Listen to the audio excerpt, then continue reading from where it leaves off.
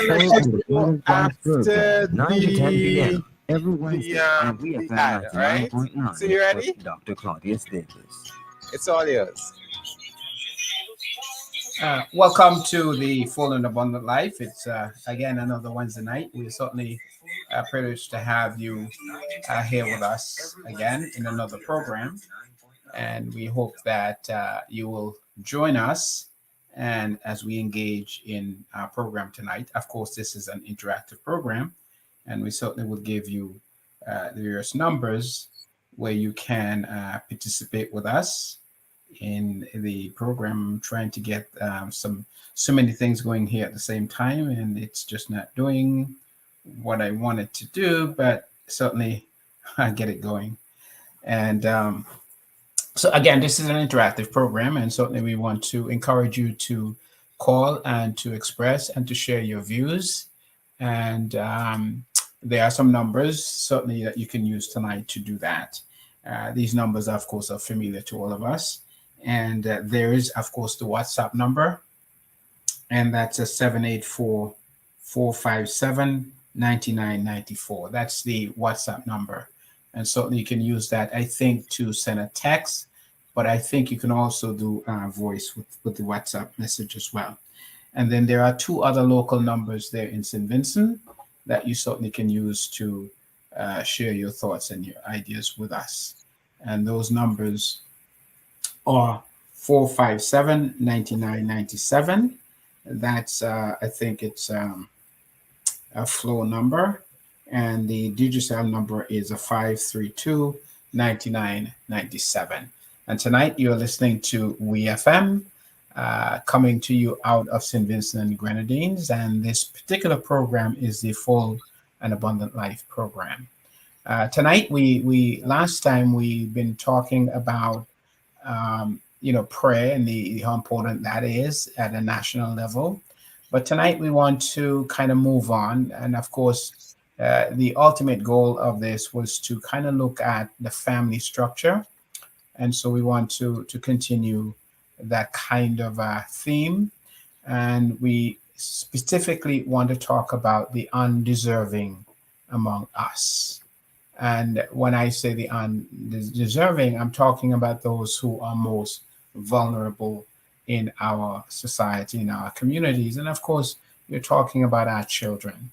And so we want to talk about some of the variables, some of the ways that parenting can have negative impact on our children. Not just parenting, but parenting, of course, is within a context in terms of the social and the cultural and the economic and the spiritual culture as well. And all of those do have an ultimate impact on our children. So the theme for tonight is the understanding the undeserving among us. We're going to spend some time on that, and maybe we'll do several programs on it. Sometimes we detour into different areas, but somewhere along that we seem to be coming back to ultimately the same theme. And so tonight, I want to begin with a quotation that I think that's fitting in terms of our overall discussion. And this quotation was made by Sanchez in 1988, and he says the ego is basically an intricate mess of ancient emotional attachments. In other words, the whole idea here is that we are the attachments that we have made over time. And all of those attachments do have an impact in terms of who we are, in terms of our self-definition, in terms of our self-esteem, our personal image, our ego system. All of that is constructed on the foundation of all of the attachments that we have made throughout our life. And of course, some of the most fundamental and foundational, of course, are the ones that we form within those early stages of our lives within our family system.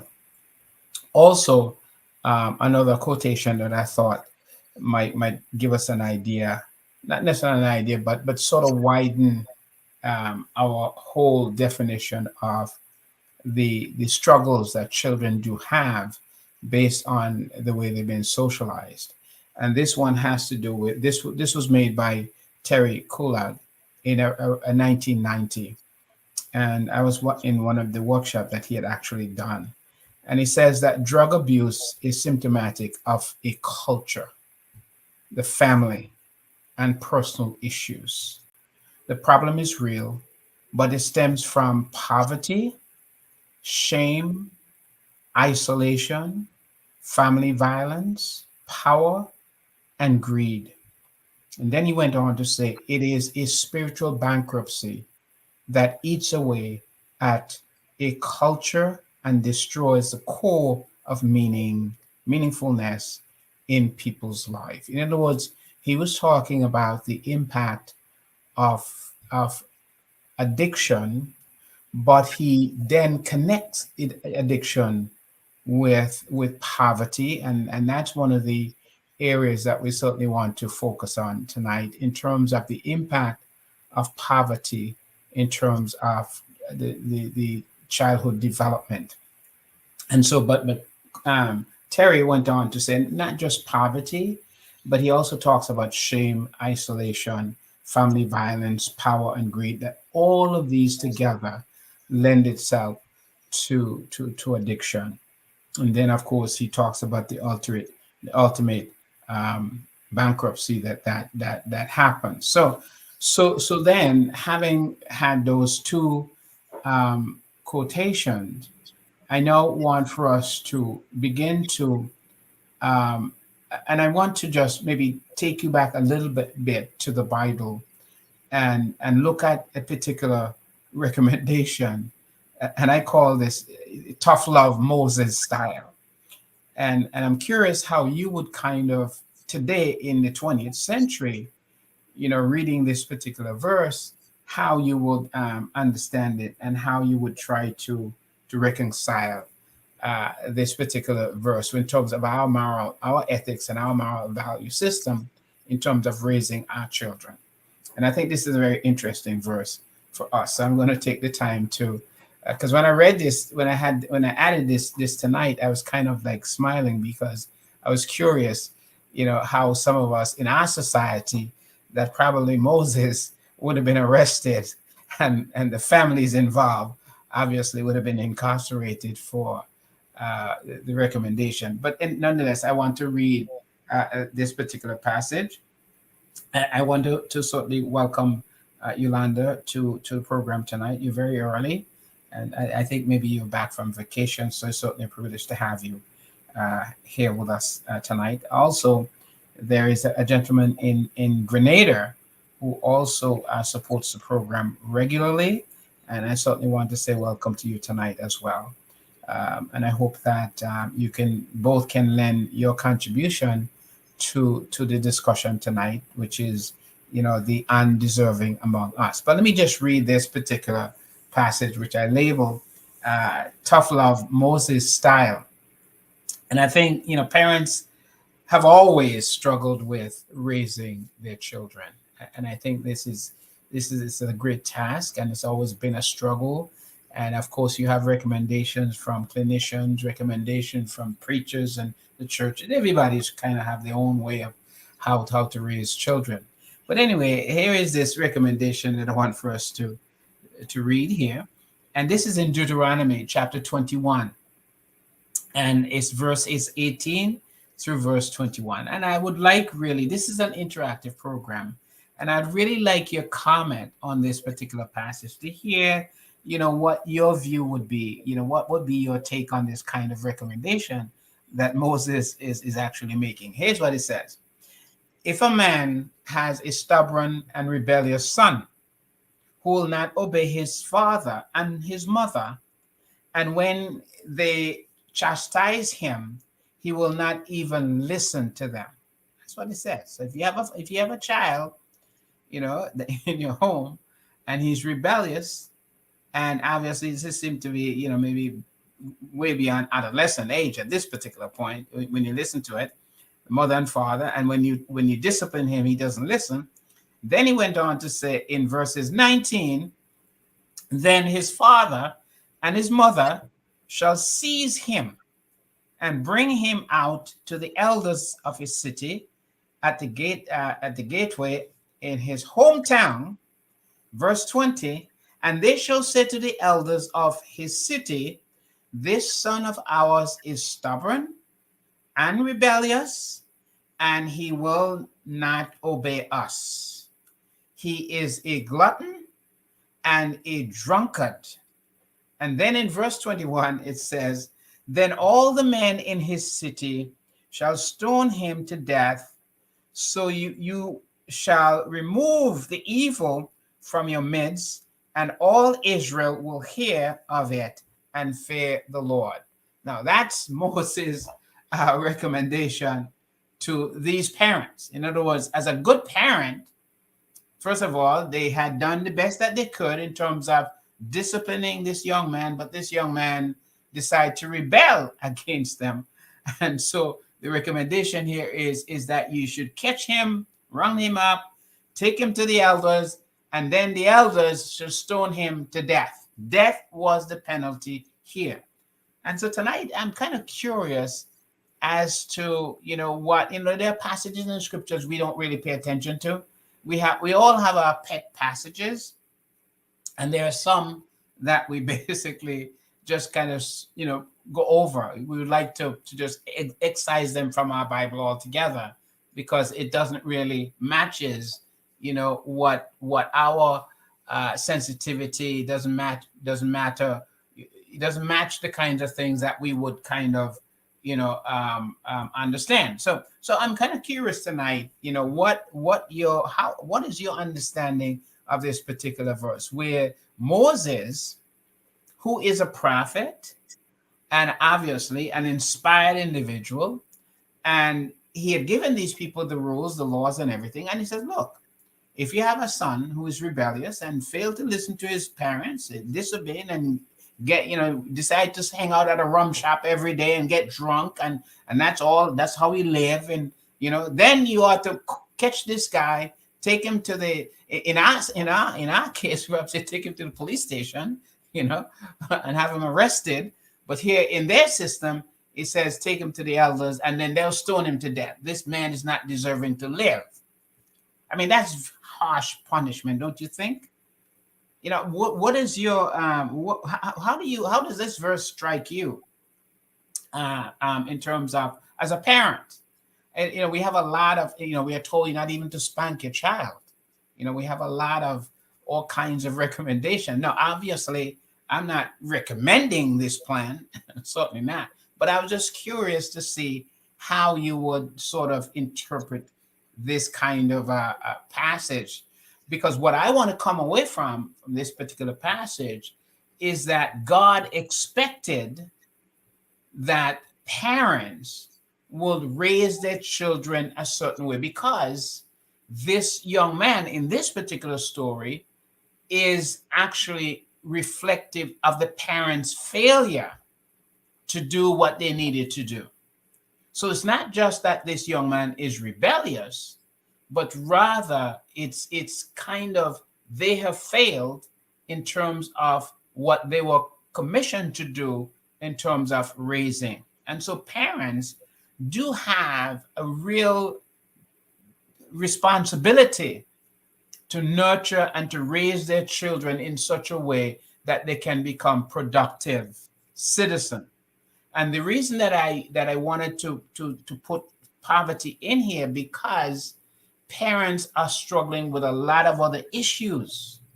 And I think poverty is one of them. But it doesn't annul, though, that's the point that I'm making, it doesn't annul their responsibility to do everything within their power to raise their children a certain way.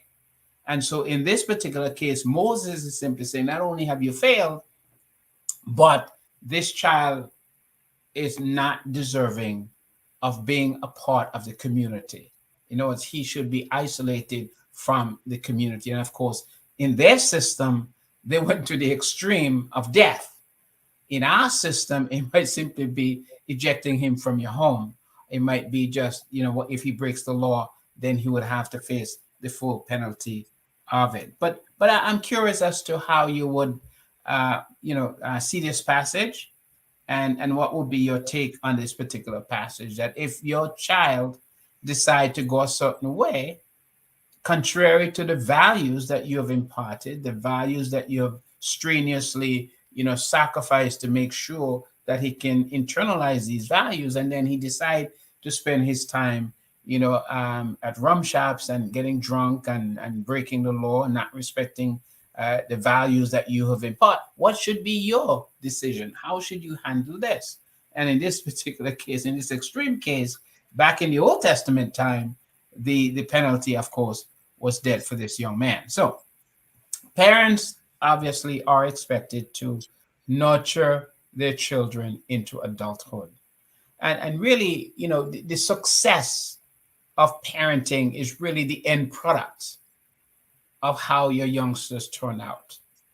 But sometimes I think that parents can become so involved in sort of an idiosyncratic way in terms of their own personal joy, in terms of their own internal desires, what they want for themselves, that they forget the larger goal of a family, which is to do the best that they can to ensure that their children will become useful and productive citizens, not just within the secular community, but also within the religious community as well. So that's kind of. Let me give you a couple of other passages before I get into the other, the more social and secular aspect of this. And in Judges chapter 13, and this is where Samson's parents were told in advance that they were going to have a son, and and so in this particular passage in Judges 13, 16, verse 6, rather, reading, it says that a man of God came to me, and his appearance was like the appearance of an angel. And then in verse 7 it says, but he said to me, behold, you shall conceive and give birth to a son. And now you shall not drink. And he's going to give some specific things that this mother ought to be aware of. It's interesting how early that the recommendation, if you're pregnant, that you should be very careful of your intake. And so this Samson's mother, the angel is saying to her, because you're carrying this child, you shouldn't drink strong drink, or you shouldn't eat things that are unclean or things that are unhealthy. And then he says, for the boy shall be a Nazarene to God from the womb to the day of his death. In other words, God has somehow, this is God's child, and this child ought to be dedicated. And again, we can get off into the entire discussion of abortion and all of that, but this is not tonight. This is not, but this is, we can certainly reference this passage when we're talking about abortion and stuff like that, because here we see that Samson was in fact an answer to prayer, and it was a gift from God. And so God then gave some information, very good information. Most medical doctors today would say to women who are pregnant that you shouldn't be drinking, while you're pregnant. Not only shouldn't you be drinking, but there are certain psychotropic drugs that you shouldn't be, especially if you plan to breastfeed, that you shouldn't be using, because it's going to show up in the milk and obviously going to have an impact on the child. So here early on, so far back, that the angel is simply saying, look, because you're pregnant, you really shouldn't be drinking alcohol, and you should be eating healthy. All of this is important. And then the next verse 8, and then the husband Manoah entreat God and said, oh Lord, please let me know of let the man of God whom you have sent to me come again, so that he may teach us what to do for the boy who is to be born. In other words, we need information so that we can be a good parent. So have the angel come and give us specific instructions as to how to raise this child. And of course, I think that this should be the request of every parent in terms of going to God, asking for his wisdom through our prayer life to help us to be better parents so that we can raise our children a certain way. So that's what it says. And then it says in verse 9 of Judges chapter 13, and God listened to the voice of Manoah. And the angel of God came again to the woman and said, and as she was sitting in the field, but Manoah, the husband, was not there with her. And then verse 12 said, but Manoah said, now when your words has come to pass, what shall be the boy's manner or mode of life and his vocation? So the angel of the Lord said to Manoah, let the woman pay attention to all that I said to her. And what did he say to the woman, to the mother, to his wife? One, you shouldn't really be taking any alcoholic beverages. Two, you should be eating healthy meals that's going to help this child to develop. And then you have to understand what the function of this child is. And he gives specific instruction as to how to raise this boy. And I think it's important for us to understand when you look at this passage, you're going to see that parents are expected to nurture their children into adulthood. Yes, I know it is easy for us to simply turn the child over to daycare centers, and daycare centers are becoming very popular. And I think a lot of the government funding is going in that direction as part of the educational process. And I have nothing against that. But we have to understand that parenting, the mother, is critical in those formative years of the child's life in terms of developing the child's sense of who he is, his personality, sense of ego structure, his character. All of that is really developed within the first 5 or 6 years. And that's where the mother becomes super critical in terms of that developmental process. And so because of financial reasons, sometimes mother has to go back to work early. Because sometimes most of the family these days, we build our families around two family income. And so we desperately need, in order to pay the mortgage, to keep the light, the phone bills, and all of the different stuff that we do, you actually need two sources of income, which means that mom and dad must work. So the moment we start planning to have a child, then we have to then start looking for good, adequate daycare centers and all of that stuff, because we know that that's who's going to raise the child.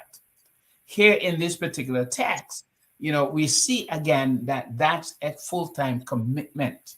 Having a child is a full-time commitment that somebody needs to be at home to nurture this child within the first 5 or 6 years. And usually that's the mother who is given that responsibility. So that's an example from Judges. Let me move on to some other passage that I think that's important. And this particular passage that I'm going to give to us before I get down to the issue of poverty and the impact of that is that how do we help our children to internalize our values? How do we do that? And so to what extreme? How do we ensure that our children are internalizing our values, not what it's on TV, that's what at the daycare center, and that's what in the school system, the things that are valuable to us, that are precious to us. What's the process? How do we do that? And it's interesting that Moses again is giving Israel a sort of some examples, some very hands-on practical. This is what I call hands-on practical, parenting skills. We have, mostly, we worked in the field that I work in. We do have what we call parenting classes that you have to do when you get in trouble with the law. If you're caught hitting your child, or you get involved in criminal activities, In order to get your child back, you have to go through what we call parenting skill classes. And then someone come and then you get a certificate, and that certificate says that you can now take your child back, you know. And it's a kind of an interesting piece. But here's Moses. And Moses is extremely practical. And he's giving us hands-on. This is how you do it. And so in Deuteronomy chapter 6, verses 4 through 9, this is Deuteronomy chapter 6, verses 4 through 9. Hear, O Israel, the Lord is our God. The Lord is one. And then verse 5 says, you shall love the Lord your God with all of your heart and with all of your soul. I just wanted to sort of park here a little bit to say, you know, there are those of us who are stuck with instrument, and the instrument here is the heart, and so God wants you to use the heart to do whatever. And sometimes I want to say to people, when we take things as so literal, we forget that the only duty of the heart is to pump blood. The heart can't do anything else but pump blood. The heart can't think. It can't, you know, feel. It doesn't have any of those. It just pumps blood. That's all it does, pumps blood. So sometimes we get carried away with the language and we read more into it that was never intended. So the fact that it says you are to do it with your heart and with your soul, you know, I want you to look at how doing it with your heart is going to look like. And that's what I want you to say. So do it with your heart. Okay? But I want you to understand doing it with your heart is only talking about to be genuine and sincere. That's all it means. So when you lock it into the instrument, it's not about that. It's talking about do it with a sincerity, meaning that it's coming from, you know, there's a genuineness. It's authentic. It is genuine. And one of these days, I'll speak about this in another topic altogether because it's very important. But let's see how they're going to do this in terms of their heart and their soul, and with your might. Verse 6 says, "These words which I have commanded to you, you shall be in your heart." Let's see how it's going to be in the heart. "You shall teach them diligently to your sons." See that? So if it's in your heart, it means that you're sincere about it. It's important to you. It's number one in your life. And so now you're going to teach it diligently to your son. You're going to talk of them when you sit down in your house, when you walk on your way outside, when you lie down at night, when you get up in the morning. You see the routine? See, Moses rather knew that the way you get things into the brain is by habit. And if you keep repeating it, finally the brain is going to figure out that it's important. And because it is so important, the brain is going to develop a template and it's going to store it and it's going to become automatic. It's going to be in your subconscious. So we have to be able to move things from the conscious into the subconscious. And the way you do it is by repetition. And when you do it by repetition and you feel good about it, then the brain says, aha, this is very important. Therefore, I'm going to file this. And the way you file it is that it's going to become an integral part of who you are in terms of your personality. And so within that section of the brain where things are filed, for example, you can ride a bicycle. And after a while, you get the hang of it. You don't have to think about it.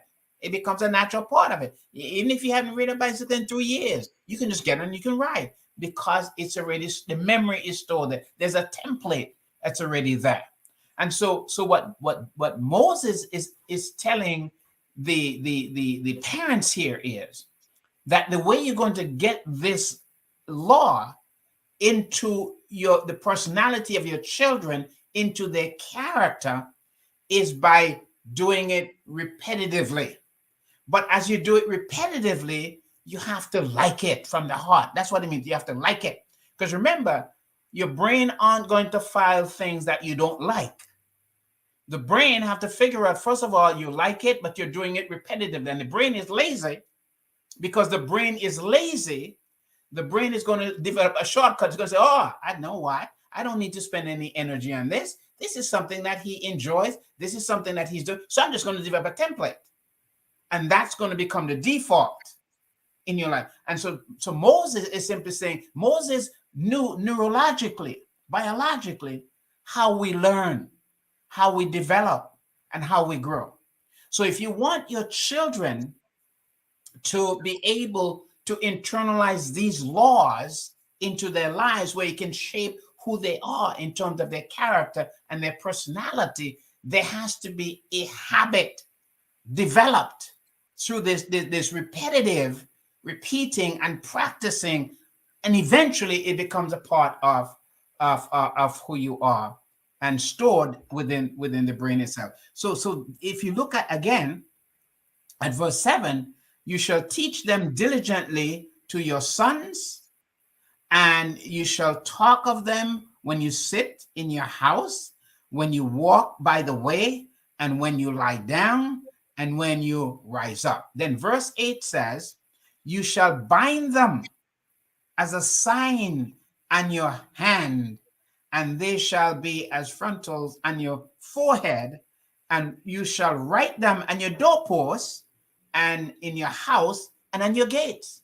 I mean, this seems like this person's. I mean, this is obsession. This is basically absurd. Can you imagine your next door neighbor every day, has the Bible and just reading it, hangs it on his door. He has it tattooed. As a matter of fact, one of the person that I work with has Bible verses all over. I mean, it's his entire body of verses everywhere, permanently on his body. He's almost obsessed. No, we see this as eccentric. We see this as a person who is, the elevator isn't going all the way upstairs. I mean, that's how we kind of, look at it. His elevator isn't always going upstairs, that he's loosely put together. He's not right. He's not, reality for him is off. And that's how we interpret. But if we were to be in this society and witnessing this kind of behavior and see the effort that these parents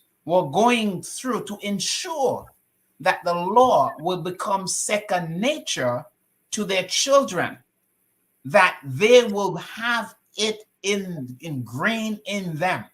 And that's what Moses was trying to do. Can you see how relentless this effort is as a parent? Can you imagine the investment, the sacrifice, the level of consciousness on the part of parents, these parents, following these recommendations? No wonder Israel failed so many times, because they forgot.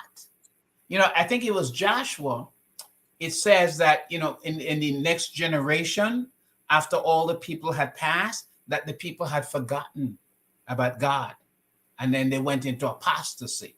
And I think this is what is happening right here in the United States, and even maybe in the Caribbean as well, that we have become so secularized that we have now planted things that are important to us in our psyche, that these things, these secular things, have now become part of our character, part of our existence, an extension of our definition of who we are in terms of material things, how we dress. Women have to have their nails different colors and long, and their eyelashes, and I mean the extensions that people have to have, and how much effort that they put into all of these things, that these things eventually become part of who they are.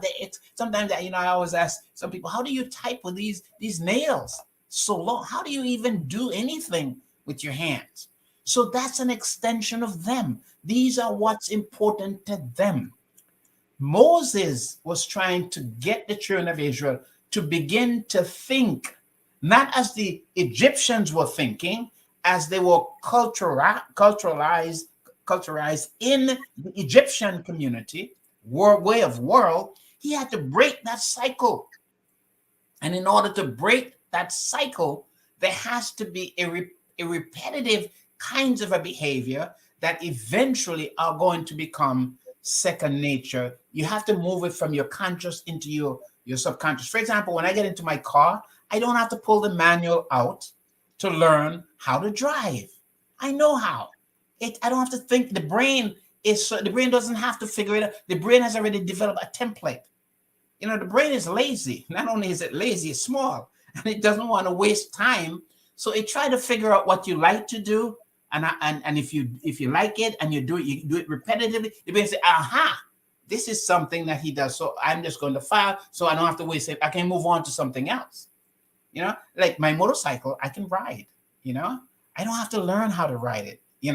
Because I know that, and so it's already is stored in me. And so what Moses is trying to get these parents to understand, that if you're going to have your children who are going to be like you in terms of your values, and these laws are going to be a part of their life, then certainly you have to make some effort. There's something that you have to do in order to make this a reality.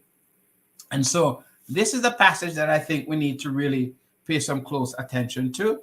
And so I would like for those of you who let me see if there's any comment here on Facebook. I'm trying to figure out how to get some of these comments, but none. Kamal, you probably have no comment there yet that we need. But this, of course, is an interactive program. I don't want to be doing all the talking tonight. We haven't.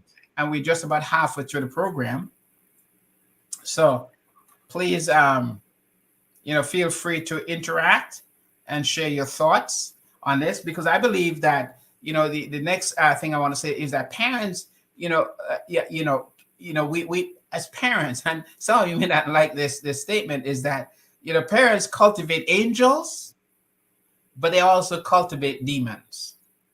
On one hand, they raise, because if you think about all of our prisons, that the dwellers of those are people who were raised in homes. And it's interesting, sometimes I look at when I do the intakes on some of these individuals. I see names like Peter, Paul, James, and sometimes I reflect back. I said, look, these parents had such wonderful hopes for their children that they named them these names, like a Paul and a Timothy and a Titus and a James and Mark and Luke and all of these Bible names that they do, because they have these, and here they are. These are demons. Some of these individuals that I don't want to meet these people in the dark. They're demons. They're evil with no conscience. On the other side of that, there are angels. There are people that are good citizens, raised by parents in homes. And so parents can either turn out angels, or they can turn out demons, or they can be somewhere in between, right? I think maybe come on, may say, well, you are in between somewhere. You're a little of this, a little of that, right? I don't know where I am. Come on, I don't know how would you categorize yourself? A little of each? More on the good side. You're more on the angelic side, okay? Yeah, I'm more on the angelic side as opposed to being a demon.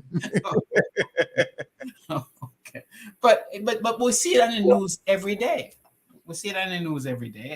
And usually the news these days bring just they accumulate all the bad stories of all the bad things that are happening in our society. But if we look at Luke chapter 2 and verse 52, it talks about Jesus, and it says he kept increasing in wisdom, stature, and in favor with God and men, which tells me that Jesus, growing up as a child, had a good reputation among his neighbors, within his community. People spoke well of him.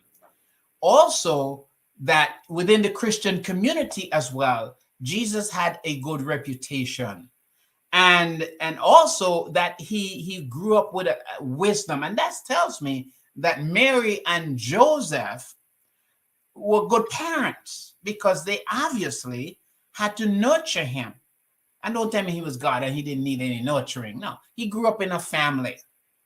And Mary and Joseph obviously helped to shape his personality, helped to shape his character, so that he was loved in his neighborhood. He had the respect in his neighborhood, both in the secular world.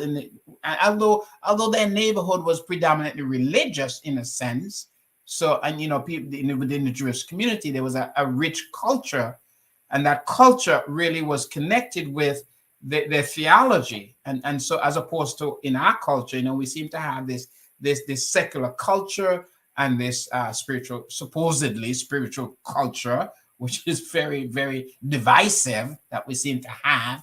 But in Jesus's time, he grew up in a community which mostly a religious community. But in that community, he had gained the respect of, and I'm saying part of that I attribute to the Mary and Joseph, because they were the parents. They recognized their responsibility, that they had gotten a gift from God, and they did everything in their power to nurture that gift. And as they nurture that gift, we can see that he continued to increase in his wisdom, and he was able to gain the favor of men and God at the same time. So I know some of you may be stretching here when I say, because sometimes we don't ever think of Joseph beyond how he treated his Mary, but we have to understand that he was a father, and he had a home, and he was the head of that home, and so he and Mary collaborated together to raise. We look at, for example, James, the brother of Jesus, and I read his letter to see the kind of person that he was. And so obviously, Jesus came from a very, very, very, very, very rich spiritual home where God was revered. And so this is part of what's lacking in our society today. Just one more example that I want to share with you before I drift away from the Bible here. And that is in 2 Timothy chapter 1. 2 Timothy chapter 1, verses 3-5. Paul says, I thank God whom I serve with a clear conscience, the way my forefathers did. And I would like to come back one day and really talk about this, because here Paul is again giving credit to his lineage. He's saying that his forefathers, did. And he said his clear conscience was a gift from his parenting. Then he went on to say, I constantly remember you in my prayer night and day. I long to see you, even as I recall your tears, so that I may be filled with joy. This again is telling us something about this young man, Timothy, that this young man, Timothy, was an individual who had a really clear sense of empathy. He was able to connect with others. He was able to feel with them. He was able to cry with them. He was able to laugh with them and enjoy. So he had a rich life. But Paul is going to attribute the strength of this young man. And look at what he says in verse 5. For I'm mindful of your sincere faith within you, which first dwelt in your grandmother, Lois. In other words, this is an intergenerational kind of a faith, that Timothy is the product of his grandmother. But actually, the grandmother actually raised his mother, who had the same faith. It passed on. And so Timothy had two great women in his life. And these women in his life shaped who he became, and he was able to become the vehicle that continued to infect others with this faith and this conviction in God, because he had gotten it from his grandmother and his mother. And that's a wonderful thing, to be able to see that connection. Again, what I'm getting us to see, how important it is, the family, those formative years when mom and dad make their responsibility the priority, and are willing to make the sacrifices, to go the extra mile for their children, to ensure that their children will grow up to be a productive citizen and within the community. And then the next verse that I want to give to you, which is a verse that I use quite frequently, and that is the verse in Proverbs chapter 22 and verse 6 that says, train up a child in the way he should go. Even when he is old, he will not depart from it. Now, when we read this verse, we always think about the positive side of that. But understand there's also a negative side to that. Because if you raise your child not to respect himself or herself, or not to respect the rights of others, you are also, what's going to happen is that child is going to continue to do that even in adult life, and may even have an impact in terms of how he or she train and raise their children. Because remember, you can only come from your base. You can't go beyond your foundation. And, so, and that's why sometimes we put on, the air that we are Christians, and we carry Bibles, and we do this, and we bash others, and we criticize others. But really, in essence, inside of us, there is rottenness because of the foundation from which we come. That's why we have this hypocrisy among Christians. This is why Christians sometimes can become so vicious in terms of condemning others, projecting their own ugliness onto others. I just had a session with a young lady today, and she was telling me that she got a hold of a lady and almost killed her, slamming her head in the concrete, and couldn't stop. It was like I didn't know what I was doing. And she was explaining to me, that's how much rage and anger I have in me. And when we trace that rage and anger, it came from an abandonment. She was abandoned by her parents, and she, at 14, she got into all kinds of horrible things, horrible life. And so that hate in her came out, and she almost killed this lady. So what I'm saying is, a lot of our and sometimes it doesn't come out in that violent way. It has a way of coming out of us being overly judgmental of others. We set rules for people so we can pull people down, and we all of a sudden we become God, and we make up rules and so on. And sometimes we don't even have a conscience as we do it, because it bothers me when sometimes people start saying, well, God says this, and there's not a single scripture verse, but they're so caught up in their rottenness that they don't realize that they're lying. They don't realize that they have no conscience. But the person who is watching and listening is saying, how could this possibly be? And these are people who may have been in the church for 40 years, 50 years, never changed, because the foundation that they built on early in those formative years, that the grace of God has never penetrated into that area. And even if the grace of God penetrate, there's no soil to take the water and for it to really happen. And Jesus talks about this. He talks about this. Some of the seed fall in different areas. It can't really grow. And this has happened early in this particular stage. And that's why I say to you that Mary and Joseph were really awesome parents. They raised children. They raised Jesus. Timothy's grandmother was an awesome grandmother. His mother was awesome because she dedicated her life to make sure her grandson will have the kind of faith where he would always recognize the sovereignty of God. And that's what she did. And that's why Timothy was able to be who he was. And so the passage here that says, if you raise up a child in the way he ought to go, he will go.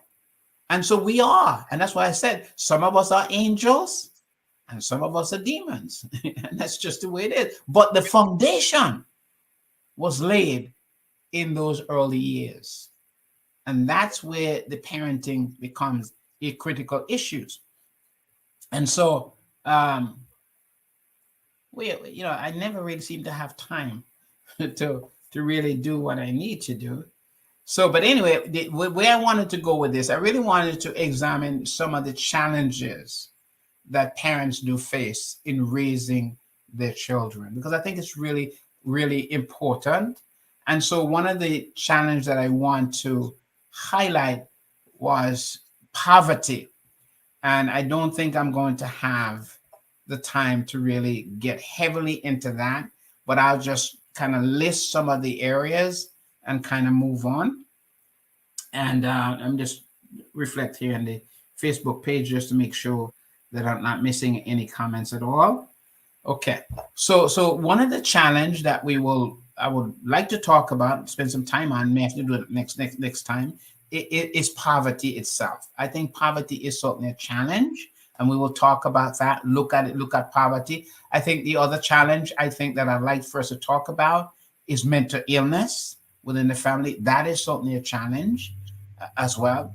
Also, I think the socioeconomic conditions, and when I say, because I said poverty, when I say socioeconomic conditions, I mean poverty can cause you to live in a certain area where there is violence and crime and so on. The social condition with unemployment, poor health care, all of those things ultimately have an impact in terms of the way there are many children tonight that are out in the street that shouldn't be out in the street. There are many children out tonight who are out stealing, which shouldn't be doing that because there's nothing for them to eat.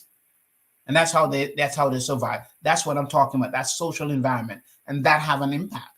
But it also, poverty can also impact that as well. And when we unpack, the effects of poverty, we will talk about, some of that.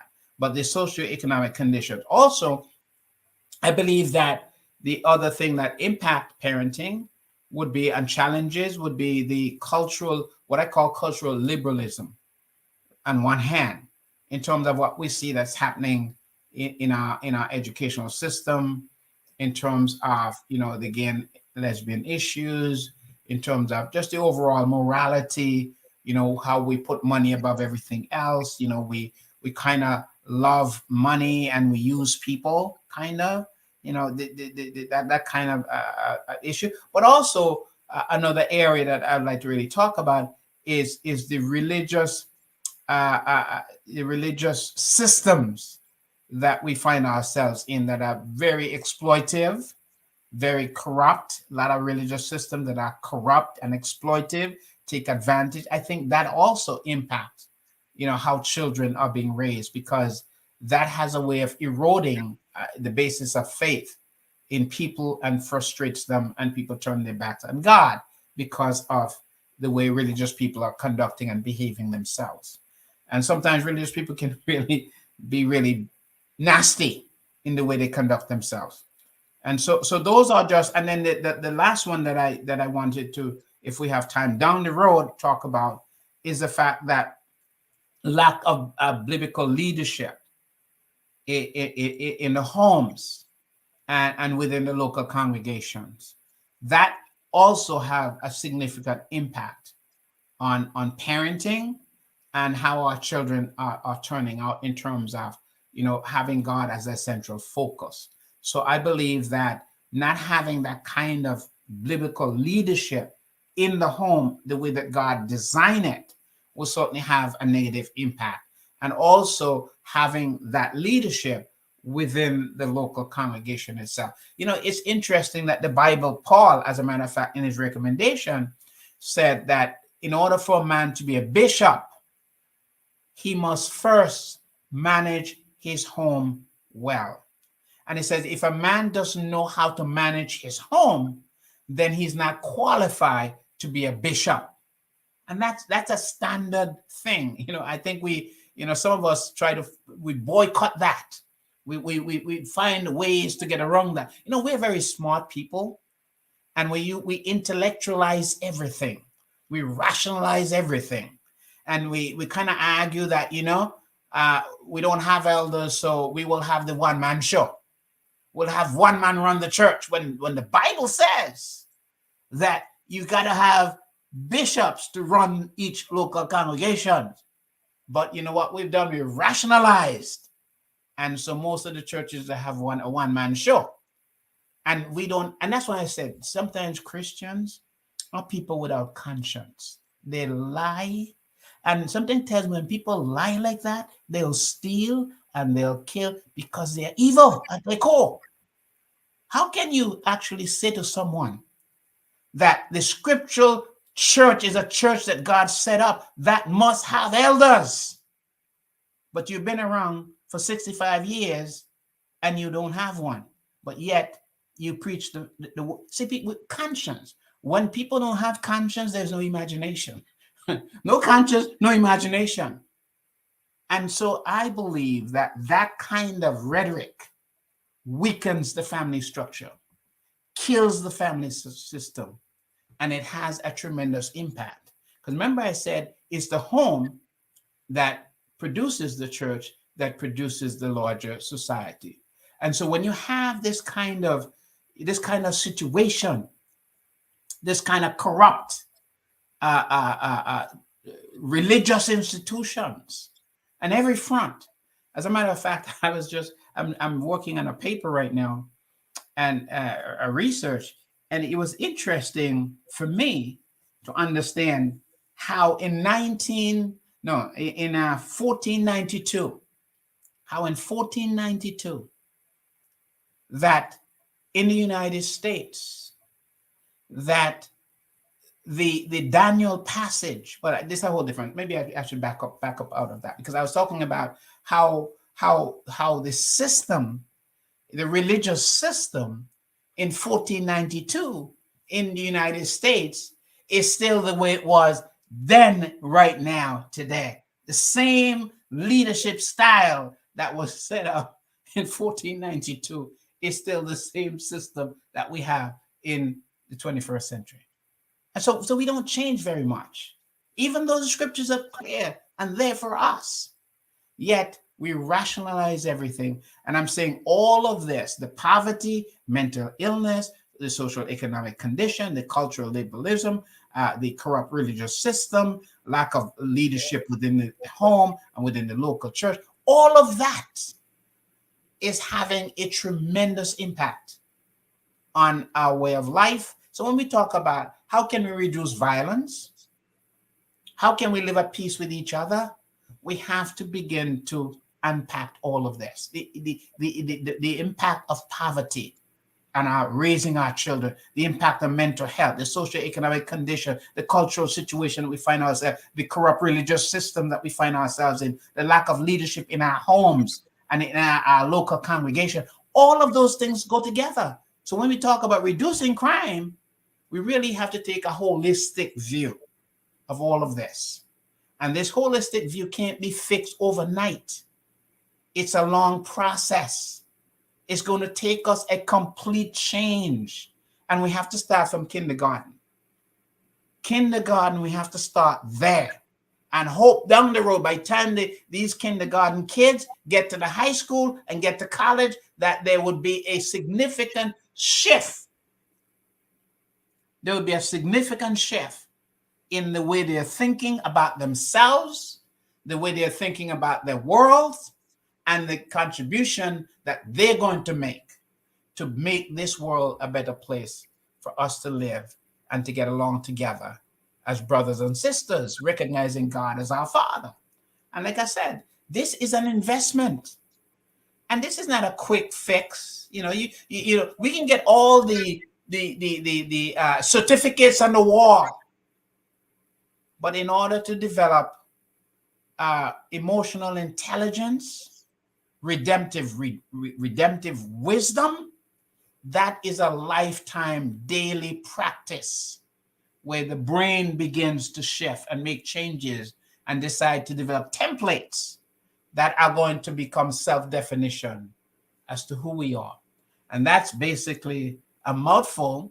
And that's what I want to continue to talk to us about. And of course, I kind of give you an outline that we can come back and talk about next week. And I just wanted to thank all of you Nervis, and for being here, Stephanie and Yolanda, all of you for being here tonight. And maybe there's some of you that I may have missed, but God bless. And hopefully we'll be here next Wednesday night. Come on, thanks for your quietness. And I hope you haven't fallen asleep. I'm quiet, but I'm always here. Okay. But it is certainly a privilege to be here tonight. So we'll be here again next week. God bless. And see you all again, same time, same place. Bye-bye.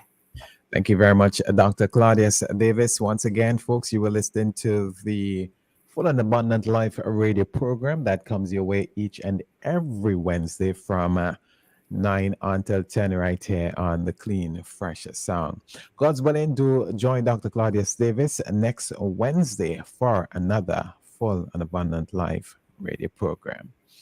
We've got 2 minutes after the 10 o'clock hour.